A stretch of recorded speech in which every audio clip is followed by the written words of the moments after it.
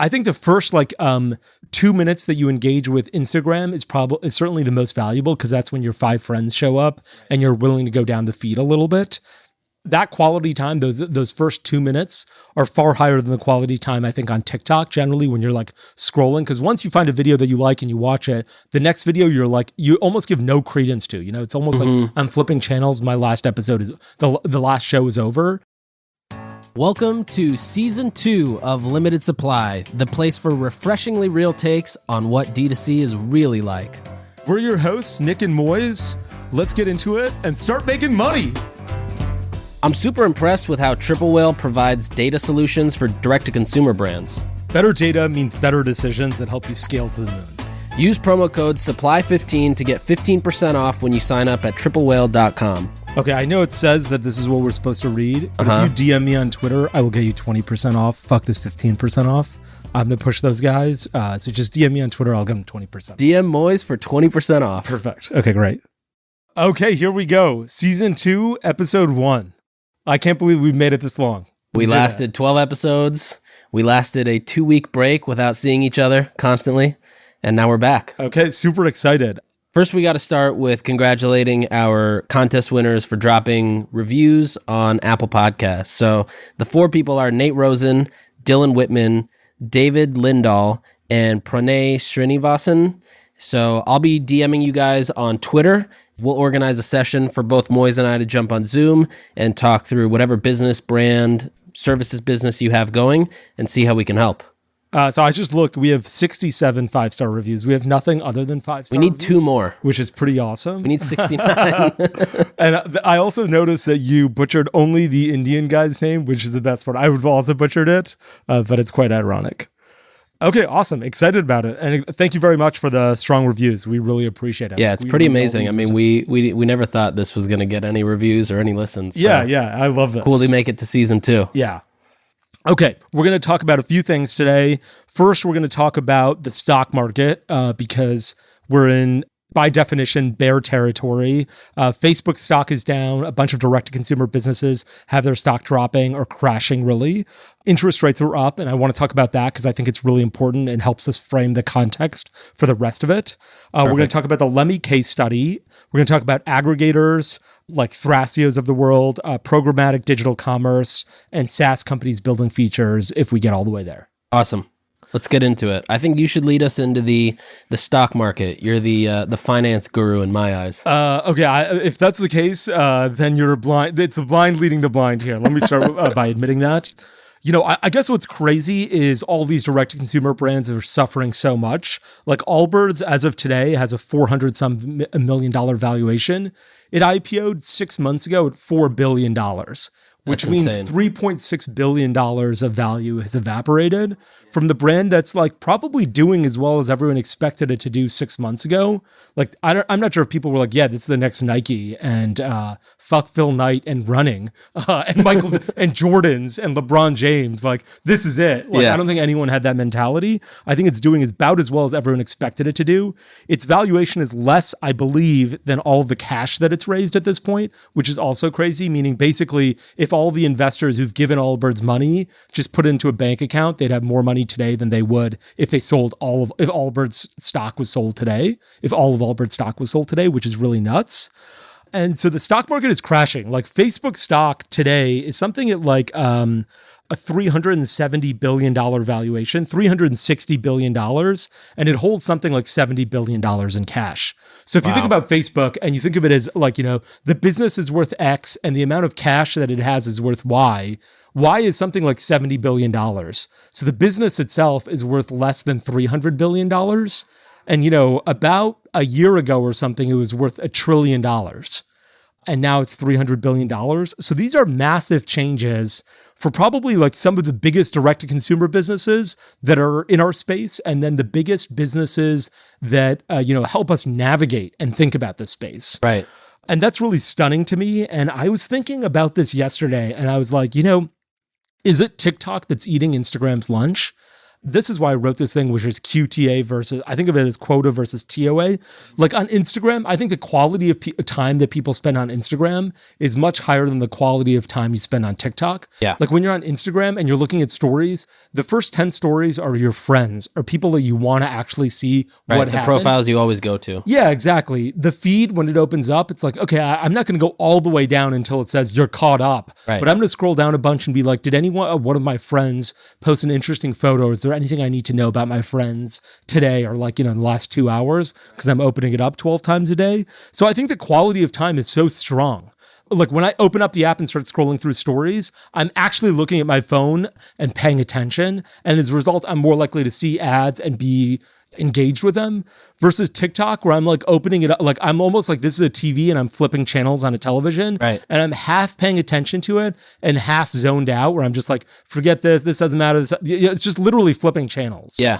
I think people underestimate the value of Instagram as a result of that because the quality of time is so much higher on Instagram than it is on TikTok. I'm not sure if the overall amount of time spent on TikTok is greater than the overall amount of time spent on Instagram. I don't think we can be sure because these guys aren't releasing that type of information, but I bet the quality time is much higher on Instagram. Yeah, I know for Instagram, I'll check through stories and then after about 6 or 7 people, it starts to get to people that I don't really care about that much or like influencers. Yeah. And then I close that and then, a couple of thumb swipes on the feed and then it just gets into like meme territory and then it's like, all right, I've already actually seen these memes on Twitter and they're now getting reposted to Instagram or they're viral TikToks that 2 days later get to Instagram. Yeah. And so I think that's definitely one part. I feel like the other part is that there's just so much competition for eyeballs and Instagram hasn't found a way to consistently win eyeballs and same with Facebook. I mean, pretty much nobody I know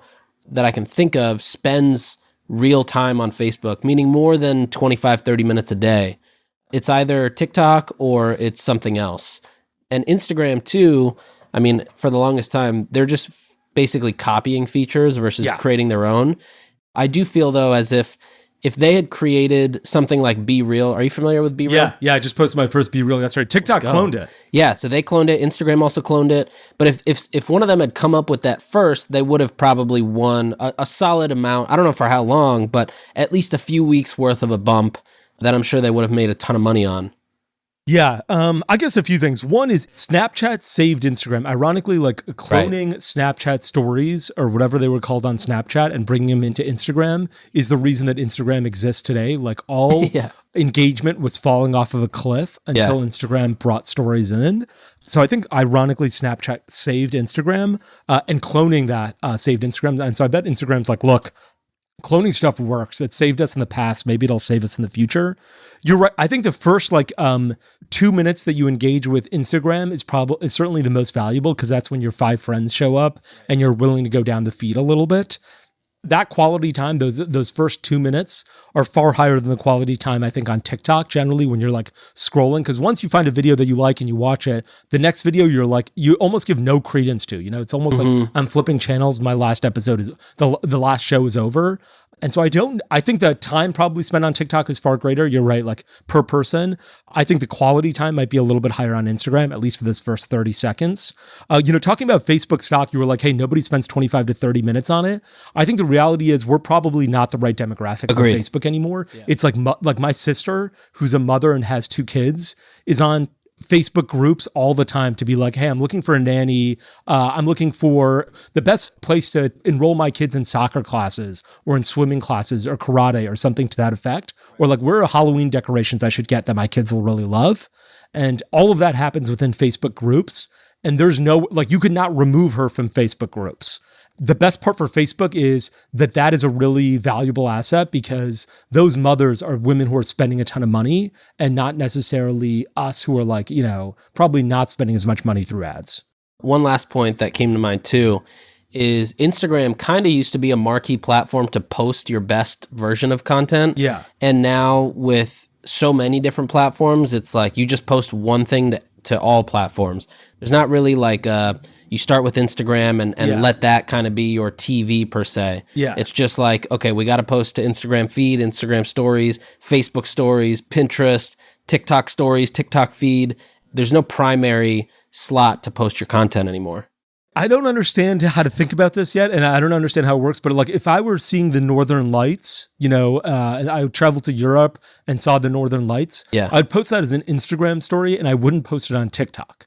And I think it would be correct as an Instagram story and not as a TikTok. Yeah. And I don't know what these rules are that we've created. There's rules, Moiz. Yeah, there are rules.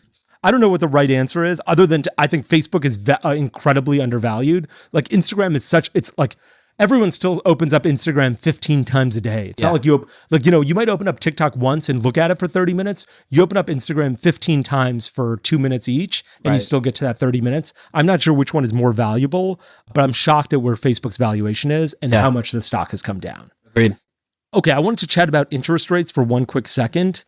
Basically, interest rates for the past several years have been virtually nothing. Like if you put your money in a bank account, you get zero interest. There's no savings account. You get 0%. If you put $1,000 into a savings account at Bank of America a year ago, you'd have $1,000. There's no interest there. And the U.S. government is maybe the bank that everyone like admires the most because it has like it'll never default, right? Like the U.S. Treasury, U.S. government borrows money all of the time, and the lenders are people like you and me and Warren Buffett. We lend money to the U.S. government, and the U.S. government pays us money back a year or 2 years or 10 years or 30 years down the line. So a year ago, if you lent $1,000 to the U.S. government, they would pay you 80 cents a year later in interest. So you get $1,000 plus 80 cents as interest for the $1,000 you lent them. Right. Today, they're willing to give you $40, I'm sorry, on $1,000. And before 40 on 1,000. Yeah. And before they were giving you 80 cents. Wow. And so that's 4%? Yeah, it's 4%. And that is a massive, massive amount more than nothing, basically. Yeah. And so I think a lot of people are saying, why am I putting money into all of these other places when the U.S. government is guaranteed to give me 4%? Like they're not going to be like, oh, we can't pay the $1,000. It's the U.S. government. It's the only organization that everyone trusts will be able to pay back their loans. And they're giving you a pretty decent return. And so prior to this, I'd bought bonds or I'd been a lender to companies like Uber that were paying 5 or 6%. And now I'm like, all of those companies have a lot more default risk than the U.S. government. U.S. government bonds are way more liquid in that I can buy and sell them way easier. And I'm getting a pretty decent amount of interest on this. And that's what's crazy. Like, even 6 months ago, the interest that you were getting from the U.S. government was nothing.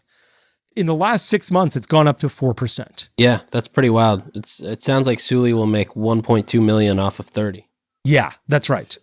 And if you've got money in a bank account or like a CD or something, all of a sudden you're getting paid 2%. Right. Like I had several $1 million in Marcus by Goldman Sachs. And I was like, I want a savings account here because the savings account here is better than the money I can get actually anywhere else. Right. They were paying like 2% when everyone else was paying 1% as like an introductory rate. They're like, we're going to give you 2%. Right. And I was like, this is amazing. And they're like, we cap it at $3 million. So I opened like 10 accounts basically and just kept putting in a bunch of money in different accounts. And I had all these logins.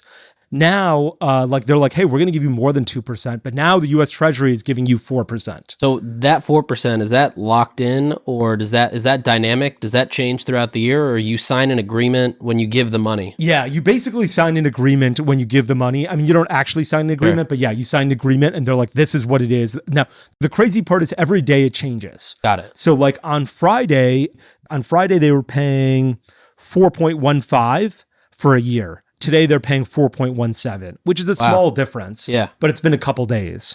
And so every day it changes a little bit depending on what people think about. People are basically like, we think interest rates are going to go up, so the Fed is going to have to pay more here, or the U.S. government is going to have to pay more here. Right. So it changes a little bit.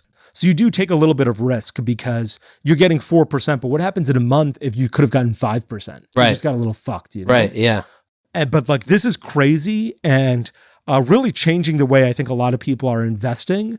And this has all probably happened in the last 14 days where interest rates have really gone up, where people are like, wow, there's a lot of interest, there's a lot of money the US government will pay you and not other companies will pay you. Like a Microsoft bond will earn you 3% or something like that.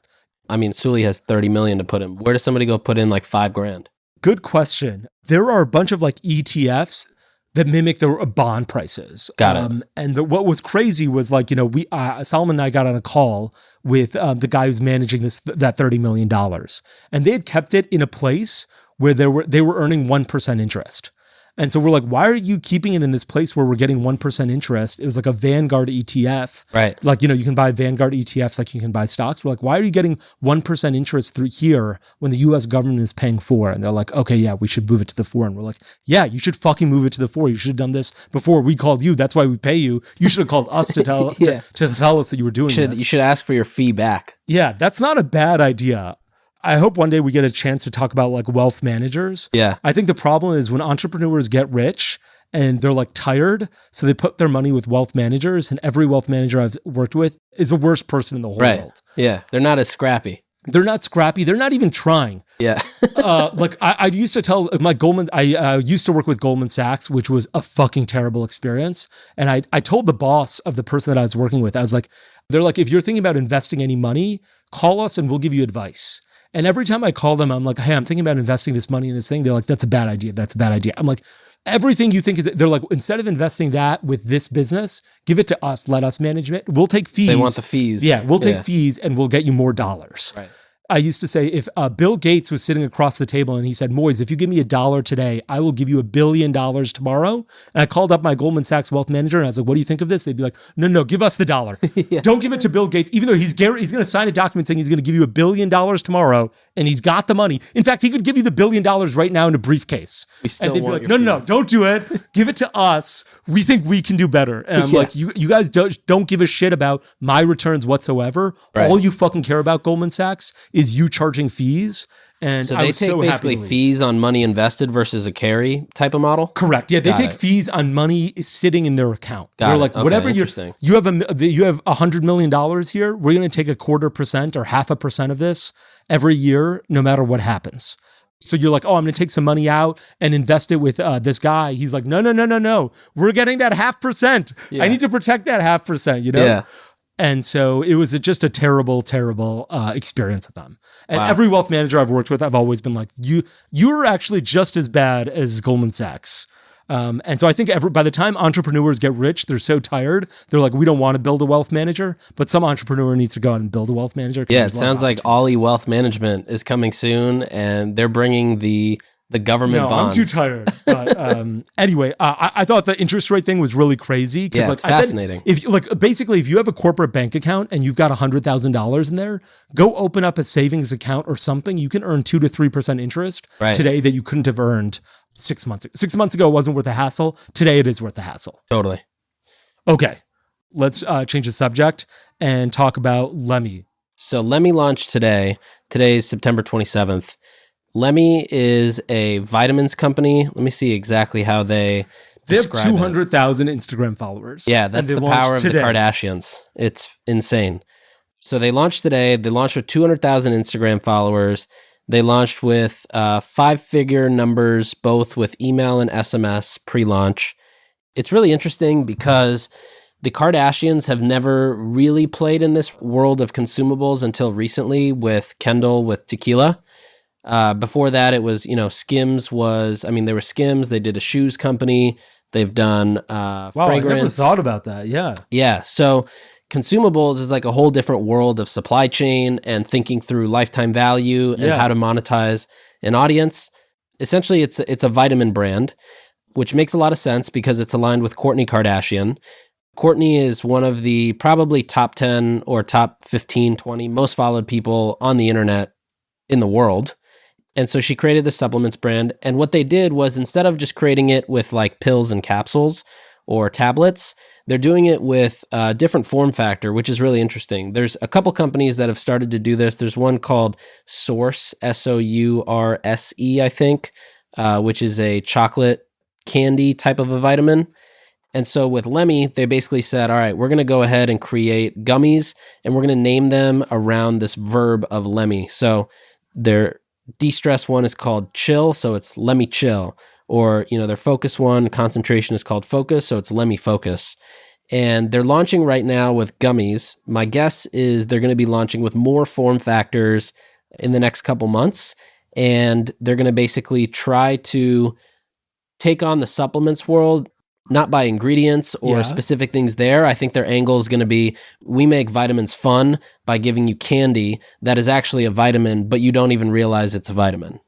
Isn't that all gummy vitamins at this point, though? Aren't all gummy vitamins candies? Well, yeah, I think gummy vitamins are. But I think a lot of the vitamins that are still sold on the market at, the shelves of Target, for example, are still tablets or capsules. Definitely. But the other thing that's interesting is, so Courtney, a couple of years ago, launched a website called Poosh. That is just poosh.com. And it used to be something that was actually set up and maintained by a company called Reward Style, which is a phenomenal affiliate network of some of just the best publishers, bloggers. The biggest retail companies in the world work with Reward Style and can rely on $1 to $2 million of online revenue just from their affiliates in a single weekend. Wow. And so they launched Poosh. At the time, it was an affiliate platform. It seems like they actually removed their relationship with Reward Style, or at least it's not written here anymore. But Poosh itself gets about 600,000 monthly unique visitors, and about a minute and a half is spent on the site. So this whole concept of content to commerce that everybody talks about is literally going to be at play here. It's always interesting with celebrity brands. Conversion rate is generally lower because there's always traffic coming and there's always global traffic, even though you can't ship globally.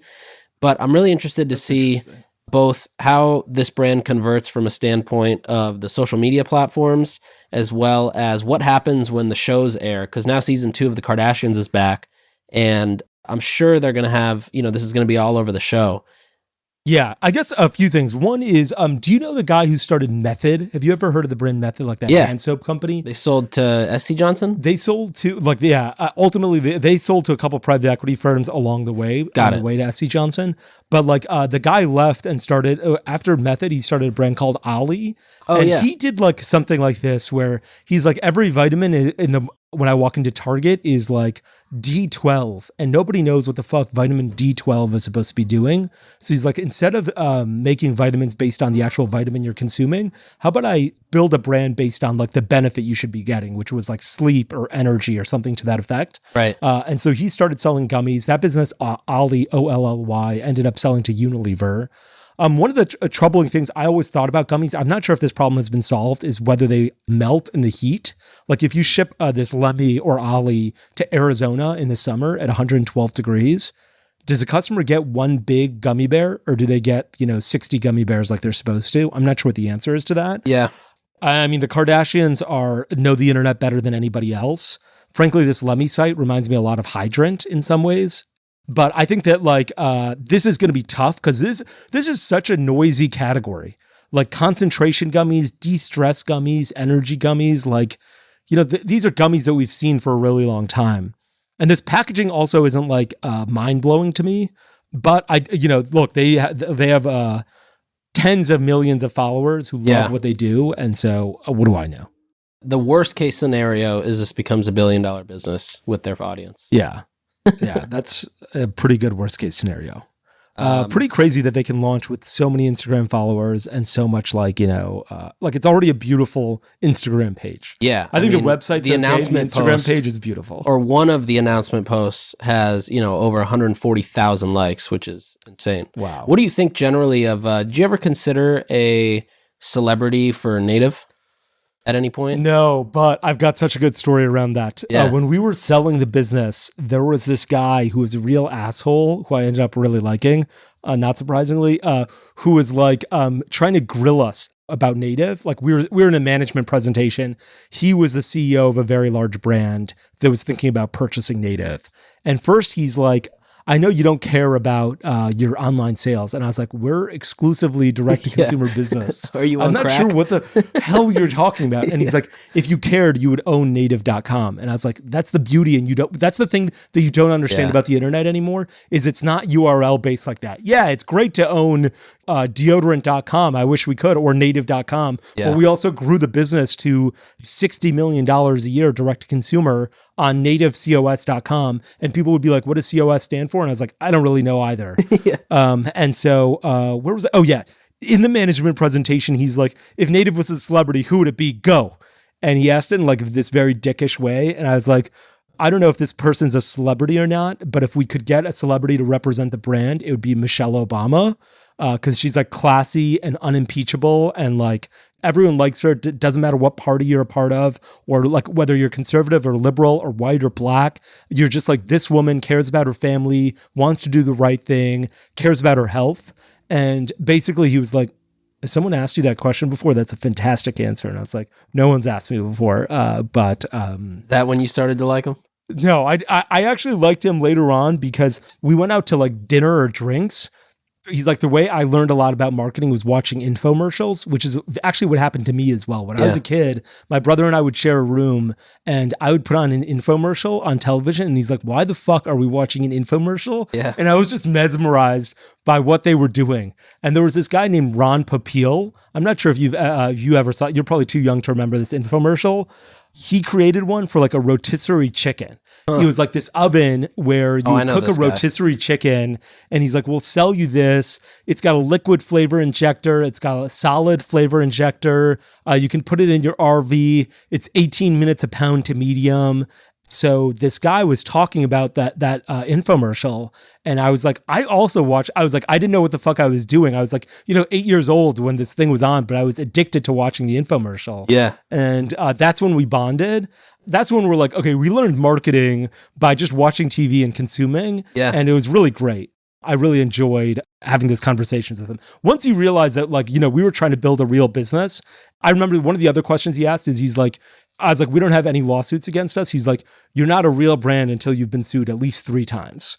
So he's like, if you have no lawsuits, you're not a real brand. Yeah. And I was like, okay, I'm not sure if that's good or bad. Whatever that means. Yeah, but it was actually a lot of fun. Talking to him was a lot of fun, and he and I still keep in touch a bunch. Turns out Ron just died in July last year. Ron Popeil died? Died, and he died in LA. I know, I was thinking the same thing, because he I guess he used to live here, but he's still got 5 rotisserie chicken machines up for sale at $190. Yeah. I mean, he was just like this great market, before infomercials. I mean, this was like the 90s, I'm not sure what marketing was like in the 90s because I was just born and I didn't have any experience. Yeah. But this guy was, brute forcing 11 p.m. to 2 a.m. on some channel at some point. Yeah. He was doing a 30-minute infomercial. Did you ever do QVC or anything? Any type of infomercial like that? No, we didn't. You know who does that is Sarah at Curie Deodorant. She crushes She does those. QVC a bunch. Yeah, I think she sells out most of the time. That's pretty amazing. Yeah. And I think that you were talking about the Kardashians in season 2.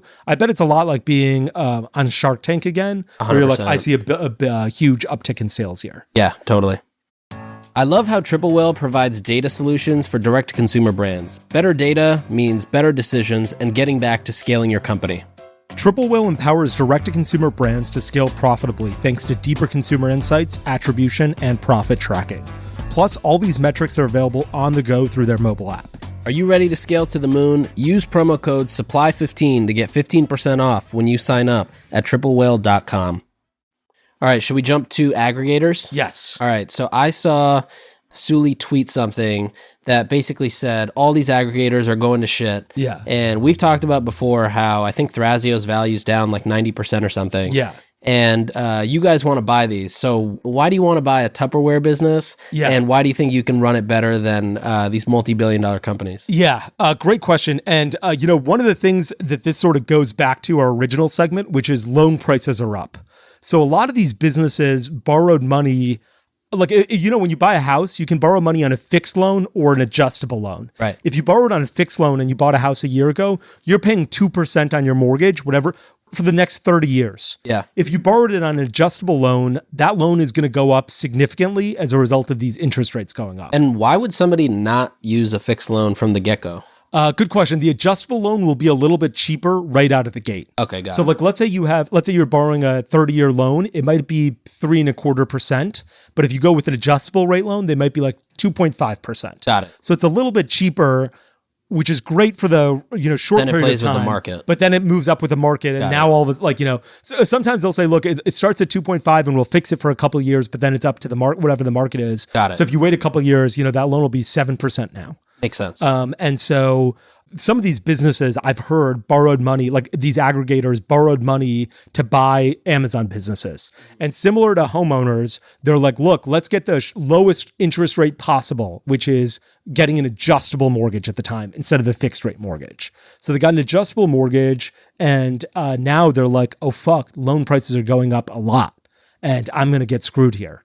And that didn't just happen with aggregators. That happened with people buying houses. That happened with, I'm an investor in a bunch of apartment buildings. A bunch of those guys were like, we were making a ton of money because when we only had to pay 2% interest rate, 2% on the amount we borrowed. Now we have to pay 7%. That 5% was how much money you were making. Guess what? Now you're not making anything. But Moiz, go fuck yourself. You're not going to make anything. Now we have to pay it to the lender.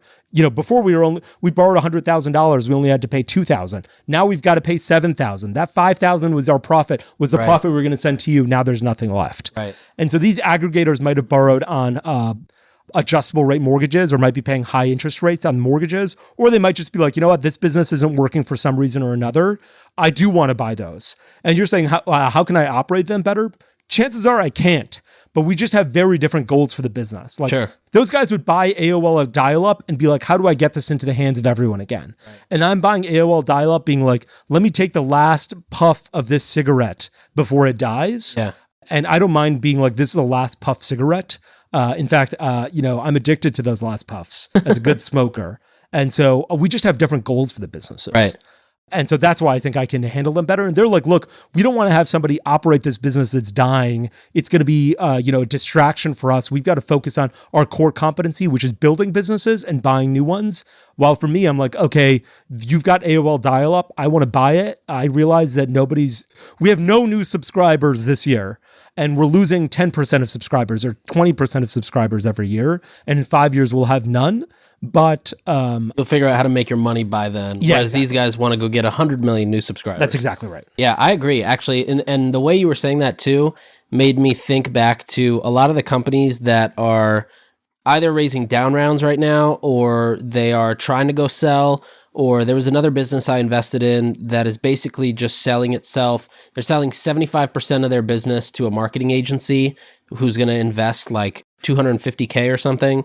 It all comes down to like their planning and how they plan to grow the business, in the sense of like, they might have raised $2 million and they told their investors that they were going to be doing 25 million in year 2, which is, first of all, just insane that anybody would put that out there and put that stress on their shoulders. But there's some people who just can do that.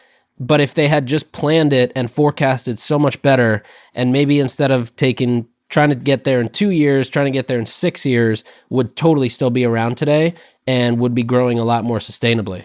One of the other things that I think makes sense in this space for people like me to buy these brands is, if you've raised $10 million and your brand is worth $6 million and you can't fundraise, like, it's not worth spending 7 years of your life or 3 years of your life trying to get back and sell your business for $10 million. Yeah.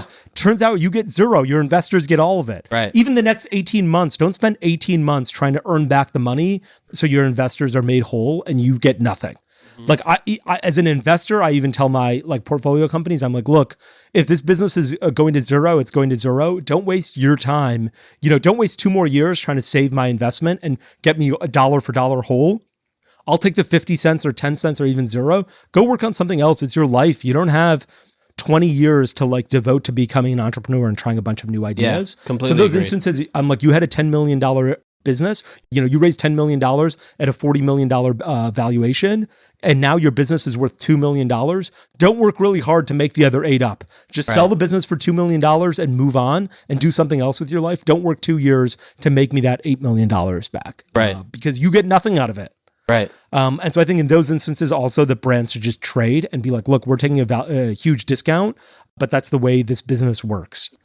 I think that's another reason that individuals like, you and I might end up with these brands. Yeah. So if you're selling your business, hit us up. Yeah, please hit us up. I feel like I never get any, I don't get nearly enough, like, the brand that you what just was your site? MoizAliBuys.com, but you can just DM me on Twitter And, like there are brands that are like, look, I've got $3,000 in revenue last month. And I'm like, look, this isn't a good purchase for anybody. Like this is too much time for anyone to get. Right. Like it's not even at the 1, from 0 to 1. Yeah. You're at like 0.02. Correct. Yeah. And so that's fine. It's just not right for me. But like there are brands that, grew and I didn't make it and I have a different vision for it. And I'm not saying anyone did anything wrong. I'm just like, hey, let's have a different vision for it and take that last puff. Yeah, totally. How did you end up with Long Weekend again? Tell me that story. Basically, the parent company spun out Lomi, and Lomi has just been on fire. Yeah. And so Long Weekend was essentially a distraction, and they were basically looking to put it in somebody's hands who will focus on it and grow it. That makes so much sense. Like that's a great reason why. Yeah, phenomenal. And it was a total win for everybody. Yeah, that's perfect. Okay, let's switch gears and talk about programmatic digital commerce. Okay, so I didn't put much here because I wanted to talk it through. Yeah, I wanted to surprise you. So this is actually a concept that there was me and a few other people back in 2014 kind of drew this up. But basically, this idea of programmatic digital commerce was programmatic ads back in the day used to be awesome. Like you would shoot the duck and win an iPhone or an iPod. Do you remember that? Yeah. And you'd end up on some random site. And I only not recently, but like a few years ago learned that those are basically just lead gen at scale. They were the most engaging lead gen sites in the world. Yeah. And, somebody would say, shoot a duck and, you enter your number or your email, your name, and then you'd start just getting offers left and right. And that person would pay, I don't know, a couple dollars CPM, get a ton of signups, and just arbitrage selling your email. Then programmatic ads got really boring, and they're pretty stale even till today. And programmatic means the things at the bottom of CNN that are run by... Yeah, think about like banner ads, basically. 300 by 250 type banner ads. And in e-commerce, they've been fairly effective for retargeting or like driving people to stores, just because it's a thing in the back of your head. It's not like you're going to click it. Yeah. And the click-through rate's the other problem with programmatic commerce. It's so bad. So there was this deck I got that I looked at yesterday for a startup called Tempo. They figured out within mobile games how to power commerce in a way that incentivizes you, the gamer, to continue gaming and unlock something. So for example, there's a network called Tapjoy that actually does this quite a bit that a lot of brands probably use, where you can say, I'm willing to pay $25 CPA and Tapcart, put this out in your games. And, when Moiz gets to like level 9 and dies after 3 lives and wants 2 more lives, he can go buy my product. Yeah. I'll pay you $25 and then Moiz gets 2 more lives. And the biggest problem, one is you have to actually click out to another website in order to do that. Yeah. The second thing, just generally with this stuff, is customer service inquiries go through the roof. Like you get so many inbound customer service complaints of how you want a refund, you didn't mean to sign up for this, your BBB ratings take a nosedive. It's generally like, if it sounds too good to be true, it's probably too good to be true.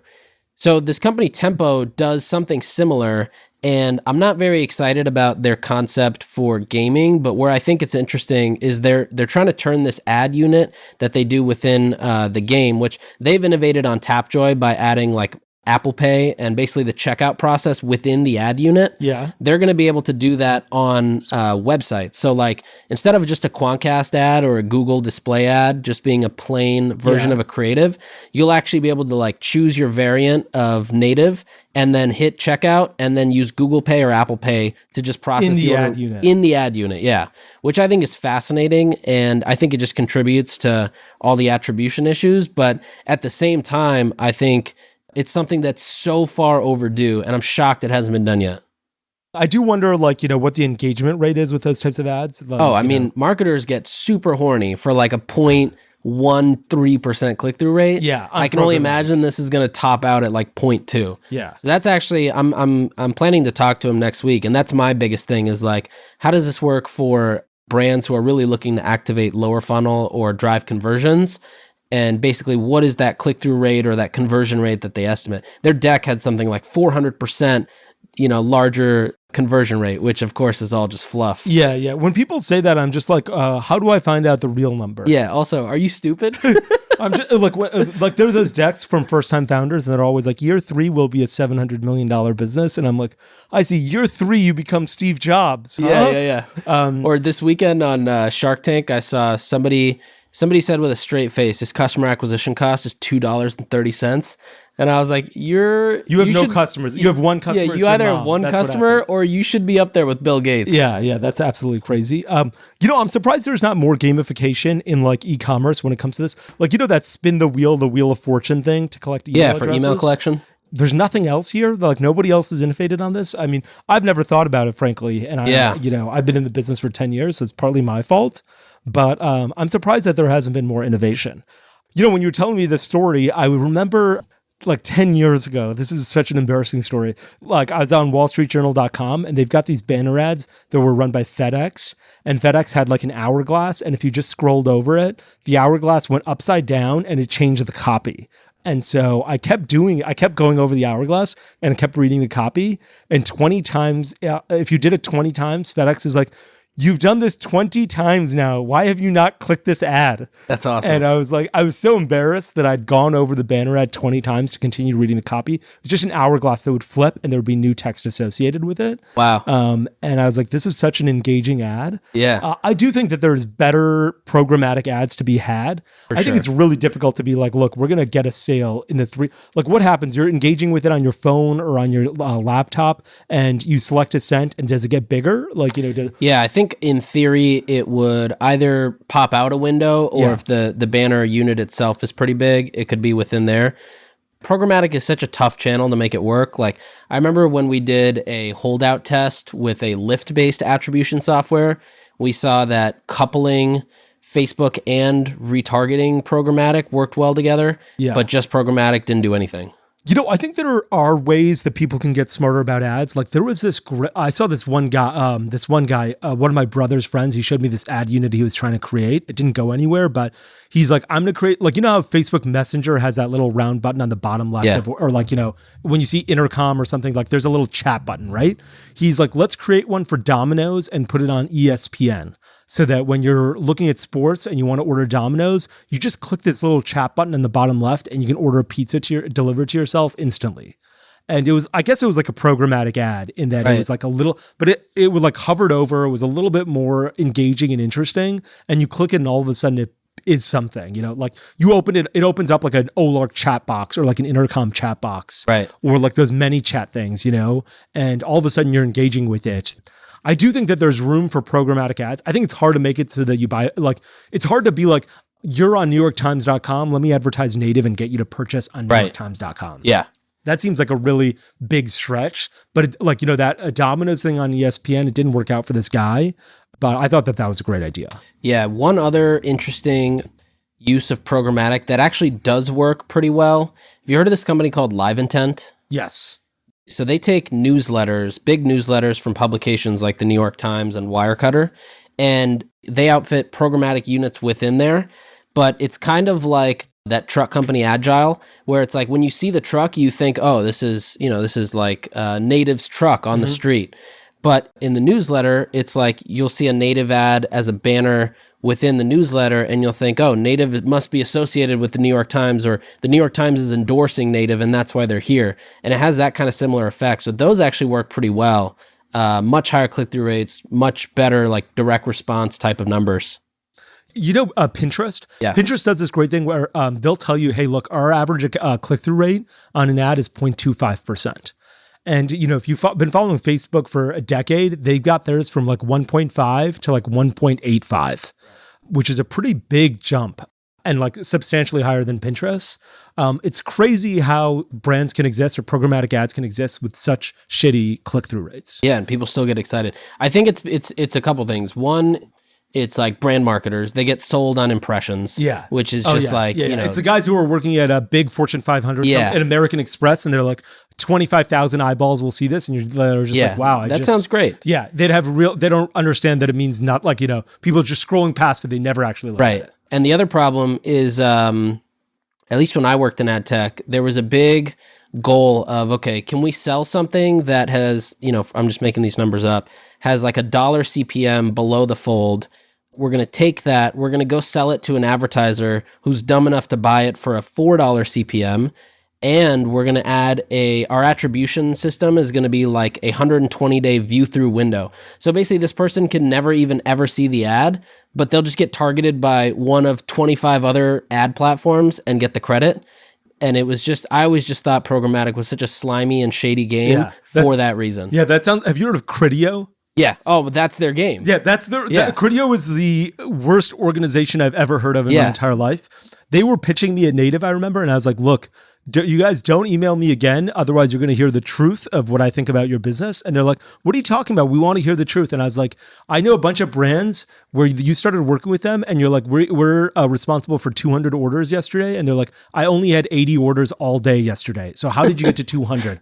And I'm like, so I know that you guys do this. So don't bring your bullshit around me. Because it gets, like, even now I'm getting heated thinking about them. Yeah. And so they're like, I'm going to forward this to my manager. I was like, okay, let me talk to your manager. And I was like, you work in an organization that is full of complete bullshit. Multiple people have told me this.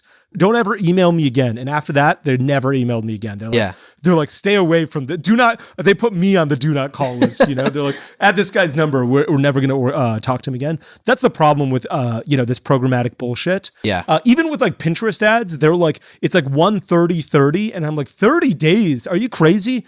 This guy saw the ad on Facebook and you're taking credit for it. Get the hell out of here. Yeah. Like, I'm targeting, I have the same custom audience, building a lookalike audience on both of you guys. And you're taking credit because you're 130-30 and you have a 0.25% click-through rate. You get this number out of here, dude. Yeah.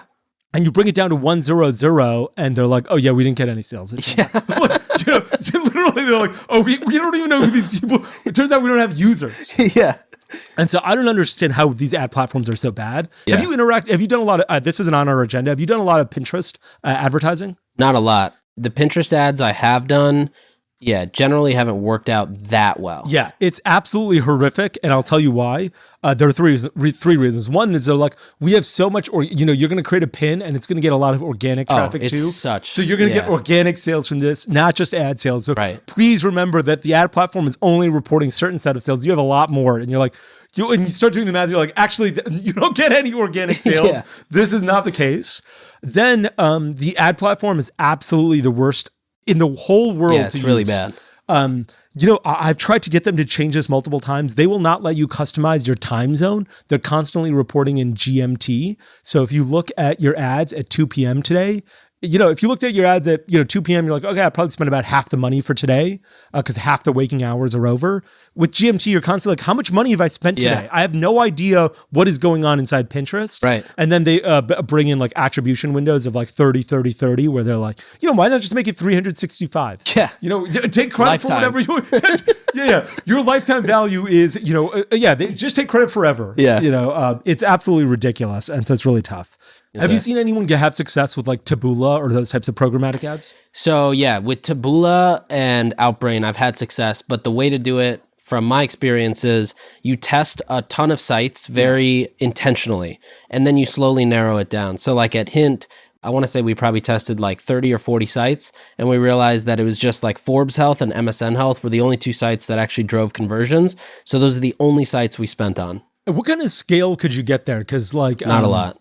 Like tens of thousands, hundreds, thousands. Okay. But before Hint, when I used to work with these really shady publishers that advertise the slideshows, they would spend like $100,000 a day, and they'd have some creative of like a toenail kind of falling off, and you'd click it. They would pay 2 cents for that click. They'd go through a slide. There's a 37 slide slideshow, and every slide there has like 8 programmatic ads, and they're set to refresh every 4 seconds. And so they would make, if somebody went 5 slides in, they'd make like 4 or 5 cents, and that's all they needed. And then they'd spend $100,000 on Taboola, and they'd try to make $300,000 in ad revenue. Wow. It was insane. So then that's how I learned how to Facebook media buy, because then I would help them do the same clickbait shit on Facebook before that got banned. But it was essentially like online arbitrage, drug dealing of ads. That is crazy. Where were those guys based? What state or country? San Diego, California. Wow. That's where most of them are. That's surprising. Yeah. Because that place is too, like, I would have imagined that place is more like above board. No, and they're like the nicest white dudes ever. Yeah, there's an inverse correlation between how shady you are at business and how kind you are elsewhere. Like, Yeah. if you're in a very shady business, you turn out to be an amazing human being. Yeah, you've You're got all "Let's the morals." Every homeless person, you're like, give this guy some money because this is the only way I sleep at night is like counteracting Knowing what I'm I'm doing giving at back. scale. Wow, that's crazy. 100,000. Those are huge numbers. Massive numbers. A lot of these sites are still around as well today. Like, I'm just pulling one up right now. Oh no, it looks like it tanked. But a really interesting tool I used to use is called AdBeat, ADBEAT. And you could basically just look at all the different ad networks, Quantcast, Taboola, Outbrain, Native, etc. And you could just look at who the top spenders are and what their creative is and what their copy is and how many clicks they're getting. So that's essentially how I used to source clients. Do you ever use a Facebook ad library to get inspiration from other people? Sometimes, although I would say a lot less recently. Have you seen the TikTok one? No. So they have one that's kind of hidden. I'll send you the link and I'll put the link somewhere on my Twitter as well. But their ad library is really interesting because you can tell them, I want to go for this vertical and I want to see the best performing ads, and they'll just show you that. Wow, they show you best performing? Yeah. I wonder, do they measure it with like, they're like CPA wise? That's a good question. I'm not exactly sure how they do that, but they call them high performing auction ads. So I would imagine it's based somewhere around click-through rate. Actually, you can choose your objective as well as Gotcha. a minimum percentile of likes. So the top 1 to 20%. You can also choose how long they've been running, which is pretty cool. I'll send you this. Okay, yeah, please do. Yeah, I haven't seen anyone launching I haven't seen any compelling TikTok ads that have made me stop like Ron Popeil's infomercial, frankly. Yeah. But I have seen, and I'd love to warn people who are like possibly listening to this. I've seen a bunch of people who are like, let me start an Amazon store for you. We do all the work. Have you seen these guys' ads? Yeah. They're such criminals. Straight scammers. First, they're like, I remember seeing this guy and he's like standing in front of an Amazon fulfillment warehouse. And he's like, we work with Amazon. And I'm like, you're just standing in front of the facility like anybody could do. And you're pretending like you work there. Like, you have some sort of inside connection. It's so shady. And then they're like, we will start a store for you. We'll create the product pages. We'll start selling stuff for you. We'll run the ads. You'll make $10,000 a month. Yeah. And we'll just take a small rev share. Yeah. And I'm like, it's obviously a scam because why wouldn't they just do if they're going to do all the work themselves, why wouldn't they keep all of the money? Have you seen this account Baller Busters on Instagram? No. Okay, everybody needs to follow Baller Busters, and it's spelled exactly how it sounds. Yeah. These guys started, I want to say like 4 or 5 years ago. Yeah. And what they do is they basically all these kids that are taking people's money, renting Lambos, taking thousands of dollars from people's savings account and promising them X, Y, or Z, they expose them. And so Baller Busters is just a great encyclopedia of how people are getting tricked. And also they'll like straight up just post all the scams that are going on so you can make sure you don't get tricked into one of these. Wow. There's one company called, do you know Ryan Moran? Yeah. He runs this business called capitalism.com, and he's the exact opposite of this. I don't have any affiliation with him other than I've met him a few times. And every time I chat with him, he's like, I'm helping businesses get to like $100,000 or $1 million in sales a year. Yeah. Like much smaller businesses than probably you and I deal with on a consistent basis. And he's like genuinely helping. Right. Like, I think he's actually value add. And so if you're in that range, I always I actually like chatting with Ryan just because he sees a bunch of these really small businesses that I don't get to see often. But he's not that type of person. But like all the other people that I see on Instagram, I see him on Instagram. I see a lot of other people on Instagram and TikTok that are doing these scam ads that are like, let us start this Amazon store for you. And I like comment on all of them. And I'm like, don't fall for this scam. Don't fall for this scam. Don't fall for this scam. Yeah. They're such fucking criminals. Yeah, and they run so many ads. Yeah. And then they go to some landing page with a video. Yeah. And somebody brings out a whiteboard, and then there's a form, and then you click through again, you put your credit card in. Yeah. It's fucked up. Yeah, it is a real scam. I don't know how to stop it, but the reason I was thinking about it is because you were talking about those guys spending $100,000 and getting $300,000. Yeah. I feel like that's what these guys are doing. Totally. Okay, awesome. That's it for episode 1, I think we should leave the SaaS companies to another episode. Yeah. But that was an awesome episode 1. Yeah, that's We're great. back. I'm super excited we've got Keith as a guest. Yeah, Keith Rabois. Those are fantastic shoes, by the way. Thank you. A lot of people seem to like them. Are they Lego Ultra Boosts? They are Lego Ultra Boosts, yeah. Wow, those are good. Did you have to like wait up really late to get them, or they're just for sale? I just paid double on StockX. Well, like the stock market, I think you're going to see a bunch of those things fall in price as well. But so Keith is going to join. We're probably going to have to go through some accounting questions with him. Yeah, accounting questions. Knows GAAP. We got to get him riled up. I know he likes to get riled up. I love to get riled up too, so I'm excited to do that. Awesome. Thanks for tuning in. We'll be back next time to cut through the noise in CPG, retail, and e-commerce. And if you enjoyed this episode, then why not share it with a friend? And be sure to subscribe wherever you listen so you don't miss the next one.